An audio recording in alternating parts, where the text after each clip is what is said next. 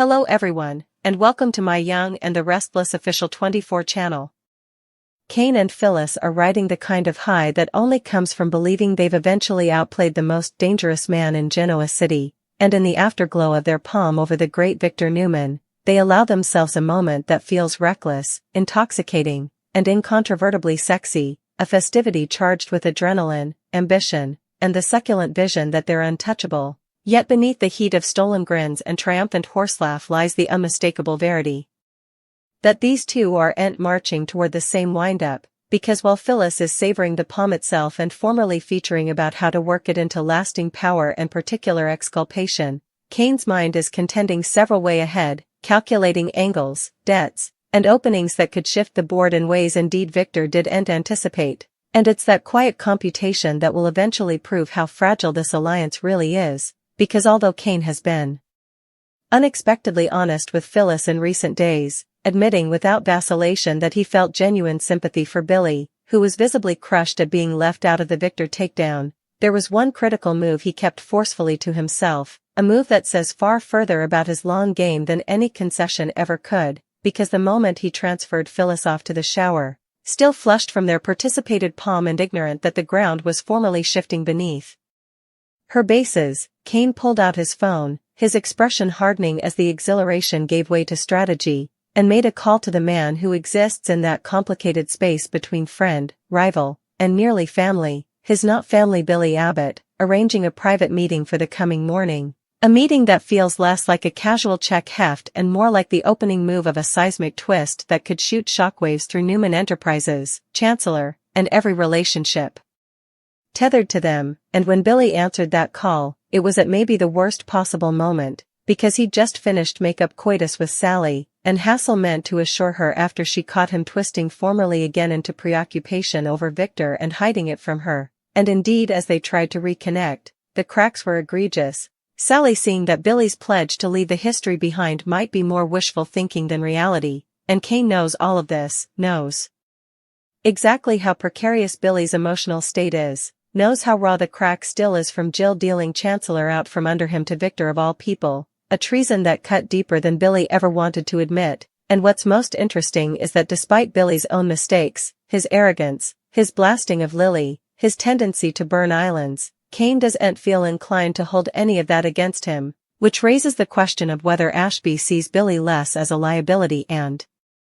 further as a wronged heir at law whose crown was stolen, maybe indeed participating Victor's long-held belief that Lily truly belongs at Winters, or maybe harboring an indeed more complex motive that hasn't yet come into focus, because with Chancellor now sitting under the Newman Enterprises marquee and Kane holding all the cards thanks to his masterful maneuvering, the most logical, and most explosive, coming step would be for him to offer the company back to Billy during that covert meeting. An offer that would incontinently throw Billy into an insolvable dilemma, since he has sworn to Sally that he's content leaving the power games before and serving as her alternate in command, choosing love and stability over heritage and vengeance, yet the pull of Chancellor, of Catherine's company, of the fortune he feels was stolen from him, would be nearly insolvable to repel, and there's little mistrustfulness that Billy would accept the offer despite the pledges he's made, leaving the real question not if he'll take it, but how he'll justify it to Sally, whose trust is formerly hanging by a thread, and the fallout from such a decision would be nothing short of nuclear, because Victor Newman, who blessed Catherine's company to Nicky and views Chancellor as part of his conglomerate by right of subjection, would be incandescent with rage at the idea of Kane undoing his work with a single advised gesture, while Phyllis, who has no love lost for Billy after he replaced her with Sally and shut her out of his world, would feel blindsided and betrayed, realizing too late that while she was celebrating the palm, Kane was formally rewriting the fate without her concurrence, yet Kane himself would probably remain unbothered by their fury, induced that he's doing what must be done to settle old scores and secure his future, and if that weren't enough of a twist, there's the tantalizing possibility that Kane would attach conditions to his offer.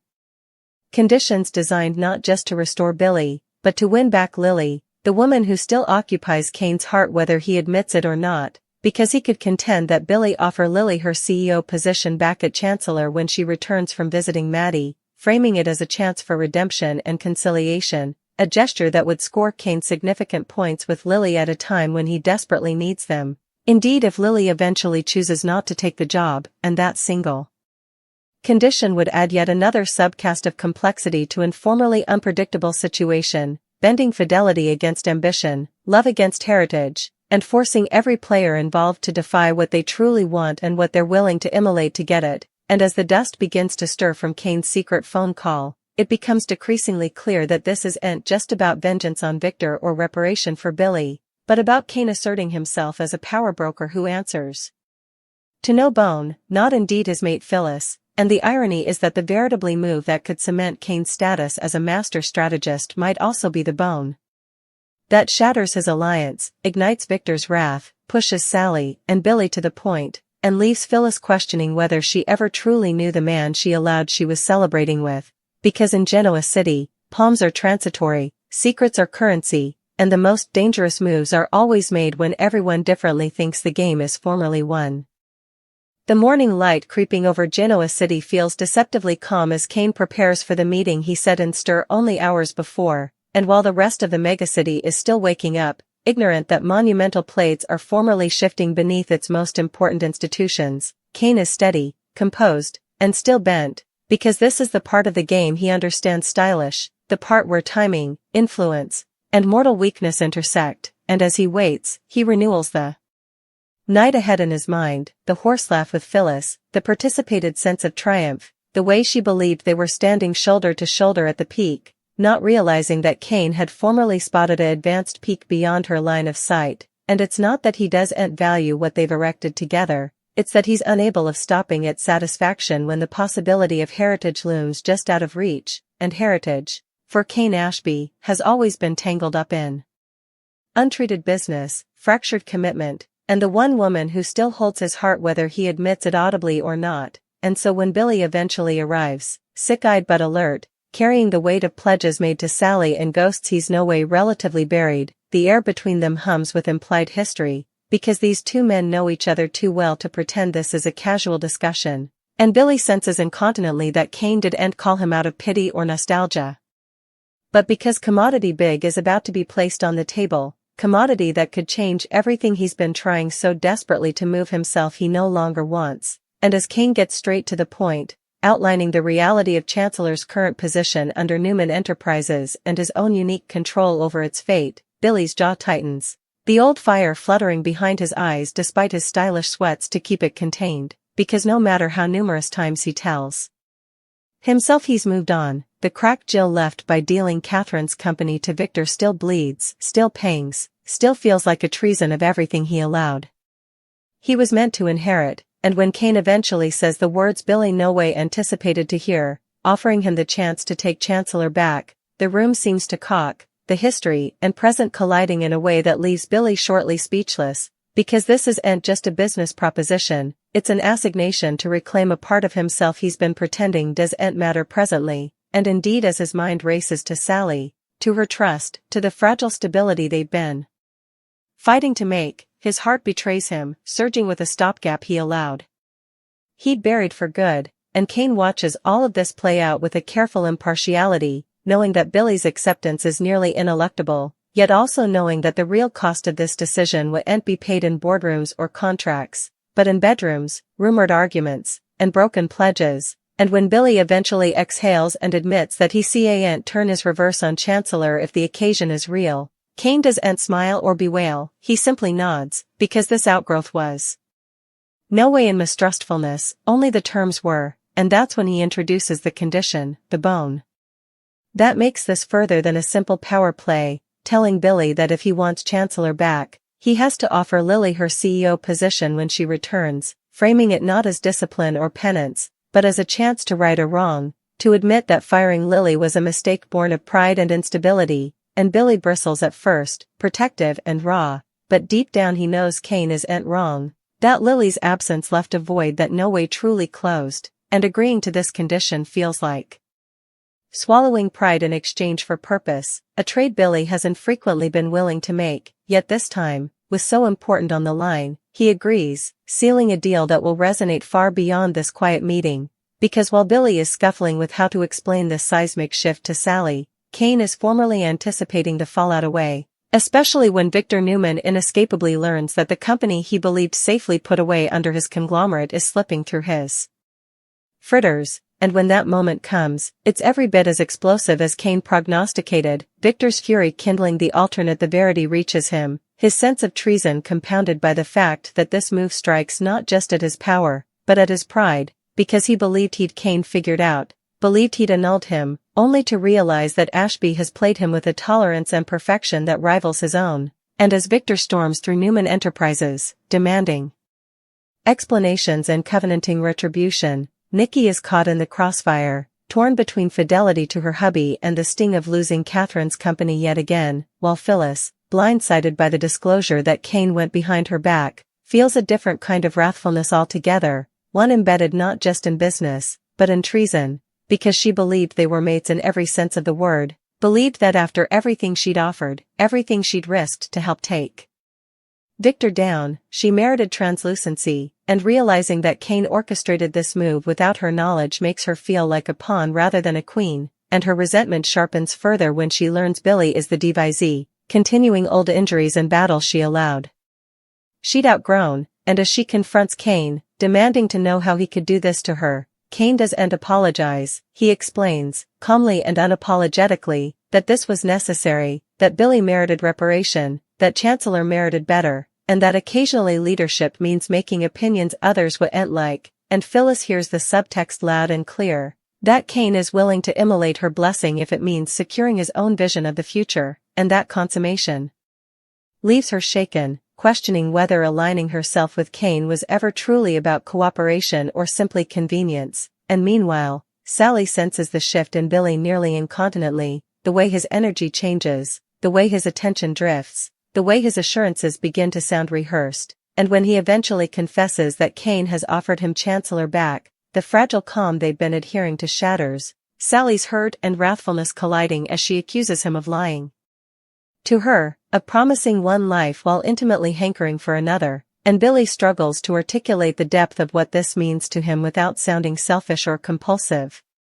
But the more he tries, the more it becomes clear that this isn't just about a job, it's about identity, and Sally is left to wonder whether there will ever be room for her in a world where Victor, Chancellor, and heritage impend so large, and as Lily returns from visiting Maddie, stepping back into Genoa City with a admixture of clarity and caution, she's met with news that leaves her stupefied. Billy's offer to reinstate her as CEO at Chancellor, a gesture she no way anticipated and sure she wants, because so much has changed, and while part of her feels vindicated, another part is cautious of stepping back into old dynamics that formerly bring her dearly, yet when she learns that Kane was the mastermind behind this condition, that he abused his power to ensure she had the choice taken down from her ahead, her defenses soften, seeing not manipulation, but an attempt at respect, and as she weighs the offer, apprehensive that accepting it could entangle her formerly again with Billy and Kane in ways that are anything purely simple, the megacity around her buzzes with enterprise, alliances shifting, grievances reigniting, and through it all, Kane remains the quiet eye of the storm, watching the consequences of his decision unfold with a blend of satisfaction and apprehension, knowing that while he scored points with Lily and reshaped the commercial geography, he's also alienated Phyllis, maddened Victor, and set Billy on a path that could either redeem or destroy him, and in Genoa City, those kinds of moves no way come without a price, and as the dust continues to rise, one thing becomes decreasingly clear: this was no way just about taking Victor down, it was about proving that Kane Ashby is no longer happy to be a supporting player in some additional story. Indeed, if claiming his place at the center means everything differently, he's erected pitfalls collapsing around him. In the days that follow, Genoa City doesn't so much reply as it convulses, because Kane's decision doesn't land like a single shockwave but rather like a series of foreshocks that ripple outward, destabilizing every relationship and power structure it touches, and Kane himself feels that pressure indeed as he refuses to admit it intimately, moving through boardrooms and private meetings with the same composed confidence that has come his armor, yet intimately apprehensive that he has crossed a line that cannot be uncrossed, because Victor Newman isn't a man who absorbs demotion still, and the moment Victor realizes that Kane didn't simply outthink him but did so while smiling, celebrating, and participating abed with Phyllis, commodity inside him calcifies into cold, patient revenge, the kind that doesn't explode incontinently but simmers, staying for the perfect moment to strike back. And Victor's rage is amplified by the symbolism of it all. Chancellor was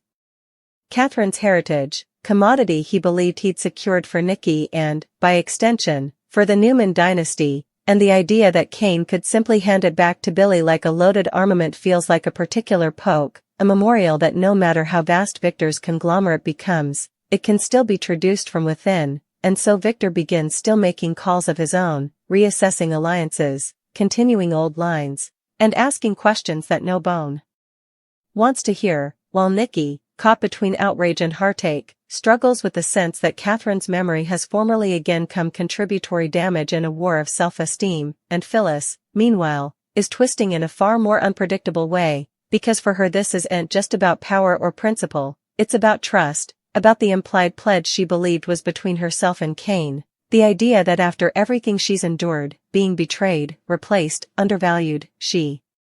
had eventually set up a mate who saw her as an equal rather than a tool, and realizing that Kane orchestrated commodity this massive without looping her in feels like a familiar treason wearing a new face, and her fury is sharp, particular, and grim, defying Kane again and again, demanding to know if there are any other secrets he's keeping, any other moves he's formerly planned that she'll only learn about after the damage is done, and Kane, to his credit or his detriment, refuses to conciliate her, averring that leadership occasionally requires unilateral opinions, that Phyllis herself has made analogous choices in the history, and while his sense isn't wrong, his timing couldn't be worse, because Phyllis isn't hearing strategy, she's hail redundancy. And the seeds of resentment begin to take root, seeds that have a long and dangerous history of growing into commodity destructive, and as their cooperation cools into commodity brittle and transactional, Billy is facing his own reckoning, stepping back into Chancellor with a admixture of triumph and dread, because while reclaiming the company feels like reclaiming his birthright, it also feels like stepping back onto a battleground littered with once miscalculations, and Sally is watching all of this unfold with a growing sense of ineluctability, the painful consummation that no matter how important Billy insists he's changed, some forces in his life will always pull harder than love, and their arguments come more frequent, more pointed, Sally criminating Billy of choosing heritage over honesty, Billy averring that this occasion doesn't abolish what they have. Yet every time his phone buzzes with Chancellor business or Victor's shadow looms over his studies, Sally sees the verity reflected in his conduct rather than his words, and Lily's position complicates everything further, because her decision carries emotional weight far beyond the title itself, and when she eventually meets with Billy to bandy the CEO offer, the discussion is raw, stripped of pretense, Lily admitting that while she appreciates the gesture, the hurt from being fired still lingers, that stepping back into that part would mean continuing injuries she's worked hard to heal, and Billy, for maybe the first time, listens without guard, admitting that losing her wasn't just a business mistake but a particular one, and Kane watches this from a distance, torn between stopgap and guilt, knowing that while he orchestrated the occasion, he can't control the outgrowth, and when Lily seeks Kane out intimately, asking him why he really did this, his answer is disarmingly honest, admitting that yes, part of it was strategy, part of it was influence, but part of it was love, a desire to give her back a choice that was taken from her, and Lily is moved despite herself, fating that Kane's growth hasn't come without scars, and while she doesn't incontinently accept the position, she doesn't reject it moreover, leaving the door open in a way that energies enterprise and anxiety across Genoa City, and Victor, seeing weakness and occasion, begins still exploiting the fractures Kane has created, approaching Sally with subtle warnings about Billy's patterns, reminding her of the cost of loving an abbot in a world ruled by power and preoccupation, while contemporaneously feeding Phyllis just enough information to aggrandize her paranoia about Kane's coming move, and Victor doesn't need to lie, he simply needs to punctuate trueness everyone differently is trying not to see, and as Phyllis grows decreasingly insulated, feeling pushed out not only by Kane but by the shifting alliances around her, old instincts resurface, the instinct to strike first, to recapture control before she's rendered inapplicable, and she begins making calls of her own, testing commitment, digging for influence, because Phyllis Summers has no way been content to sit still while someone differently dictates the rules, and Kane senses the shift too late, realizing that in trying to play rescuer, strategist, and kingmaker all at formerly, he may have undervalued the volatility of the people he's moved across the board, and as pressures escalate, a public showdown looms. Because Victor refuses to let this stage without a visible response, calling for a meeting that brings Kane, Billy, Nikki, and Phyllis into the same room, a battle creaking with implied pitfalls and undetermined treason, and when Victor accuses Kane of treason and manipulation, framing his conduct as reckless rather than righteous, Kane doesn't back down, fighting that Victor has erected his conglomerate on the same tactics and has no moral high ground to stand on, and the exchange is electric, decades of history and contest compressed into razor-sharp dialogue, while Billy stands caught between gratefulness and guilt, apprehensive that every word spoken is tensing the mesh around his particular life, and Phyllis watches Kane precisely, searching his face for signs of remorse or consolation and chancing neither, only resolve, and that absence hardens commodity inside her, because if Kane believes he can survive this war without her full fidelity, he's made a critical misapprehension, and as the meeting ends without resolution, the battle lines are unmistakably drawn, alliances rasped, trust shattered, and futures uncertain, and Kane, standing alone subsequently.